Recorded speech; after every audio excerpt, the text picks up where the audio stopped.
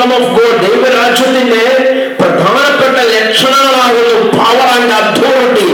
ശക്തിയും അധികാരവും. ശക്തിയും അധികാരവും ആരാണ് നിൽക്കുന്നത്? രാജാവിന്. വചനം നിങ്ങളെ വിളിക്കുന്ന പേരാ നിങ്ങളെ രാജാക്കന്മാരത്രേ. രാമയും പറഞ്ഞാട്ട്. അപ്പം യേശു കർത്താവിനായിരിക്കുന്ന ഒരുവൻ കാര്യങ്ങളെ കാണേണ്ടത് ഒരു ദാസന്റെ കണ്ണോടുകൂടിയല്ല. ഞാൻ വളരെ വ്യക്തമാക്കി തരികയാണ്. യേശുവിനായിരിക്കുന്ന ഒരുവൻ അവന്റെ ജീവിതത്തിലുണ്ടാകുന്ന പ്രശ്നങ്ങളെ കാണുന്നത് ഒരു ദാസന്റെ കണ്ണോടുകൂടിയല്ല. പഴയ നിയമം യഹോവയിലായിരിക്കുന്ന യഹോവ ഭക്തന്മാരെ പറ്റി പഴയ നിയമം ഇപ്രകാരം ഇരിക്കുന്നുള്ളൂ. ദാസന്റെ കണ്ണ് അവന്റെ യജമാനന്റെ മക്കളേക്കും, ദാസിയുടെ കണ്ണ് അവരുടെ യജമാനത്തിയുടെ മക്കളേക്കും എന്നതുപോലെ യഹോഭക്തരെ വർണ്ണിച്ചിരിക്കുക. എന്നാൽ പുതുനിയമം അങ്ങനെയല്ല വർണ്ണിക്കുന്നത്. അതുകൊണ്ട് തന്നെ യഹോവയുടെ സന്തതി എന്ന് പറയുന്നതിനേക്കാളും ഞാൻ ആഗ്രഹിക്കുന്നത് യേശു കർത്താവിന്റെ പൈതൽ എന്ന് പറയുവാനത്രേ.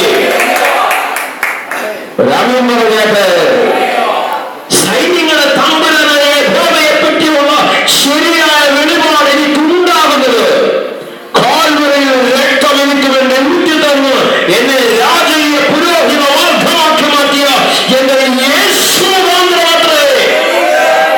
ഒരു ശക്തിയോടെ കർത്താവിനെ സ്തുതിച്ചാണ്. നിങ്ങളുടെ ജീവിതത്തിൽ പല പ്രശ്നങ്ങളുണ്ടാവാം.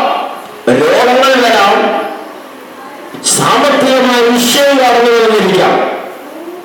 ഈ രോഗങ്ങളും സാമ്പത്തികമായ വിഷയവും കടന്നു വരുമ്പോൾ ഒരു യജമാനോട് പറയുന്നത് അയ്യോ എനിക്ക് ഇന്ന വിഷയമാണ് എന്ന് പറഞ്ഞ് കരയുവാനും വിലപിക്കുവാനുമല്ല എന്റെ കർത്താവ് ഈ ഭൂമിയിൽ നിങ്ങളെ ആക്കി വെച്ചിരിക്കുന്നത്. നിങ്ങളുടെ നന്മകളെ തടയിടുന്ന ദുഷ്ടശക്തിയോട് കൈയെടുത്ത് മാറ്റുവാൻ അപ്പന്റെ നാമത്തിൽ കൽപ്പിക്കുന്നതിന് മറുപടി നിങ്ങളുടെ ഉള്ളതായി വെളിപ്പെട്ടു വരും. ഒരാമീൻ പറഞ്ഞാട്ട് അതിനുള്ള അധികാരം എനിക്കുണ്ട്. ഞാൻ അതിനൊക്കെ വിശുദ്ധനാണോ?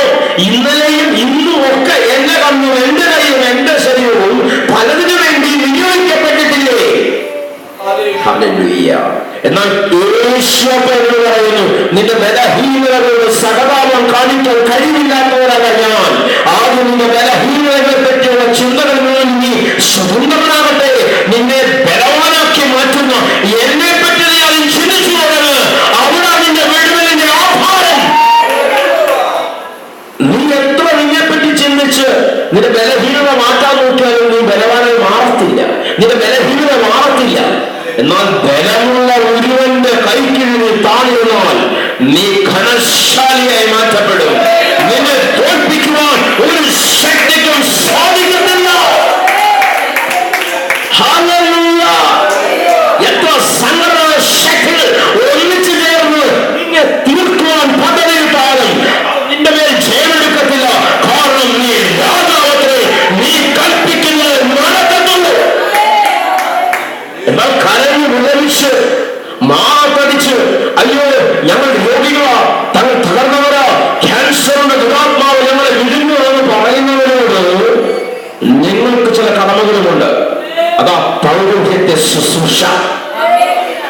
അവർക്ക് വേണ്ടി നമ്മൾ അപ്പയോട് ഈ വിഷയം സമർപ്പിക്കും. ഹല്ലേലൂയ. കർത്താവേ, ഇന്ന വ്യക്തി എന്നോട് ഇന്ന വിഷയം പറഞ്ഞു, ഞാൻ നിന്റെ തൃപ്പാദത്തിങ്ങനെ സമർപ്പിക്കുക. ഹല്ലേലൂയ. വിശുദ്ധ മന്ദിരത്തിലേക്ക് കടന്നു വരുന്ന ലേവ്യ പുസ്തകത്തിൽ കാണുന്ന പുരോഹിതനേക്കാളും നീ ശ്രേഷ്ഠതയുള്ളത്രേ. അവിടെ പടങ്ങി വീഴുന്ന പുരോഹിതനെ പറ്റി പഠിക്കുമ്പോൾ അശുദ്ധിയുടെ ഒരു പ്രസന്നത അവരുടെ ജീവിതത്തിൽ പടങ്ങി വീഴുമെങ്കിൽ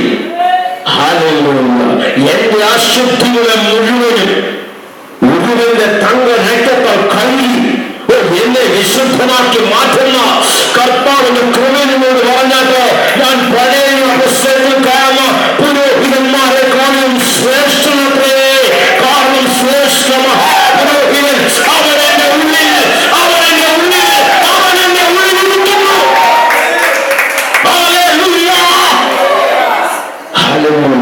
നമുക്ക് സംഘടന 23-ാം അധ്യായം 1-ാം വാക്യങ്ങളിൽ നിന്ന് വായിച്ചാണ്. നിങ്ങൾക്ക് വളരെ സുപരിചിതമായ ഒരു വാക്യം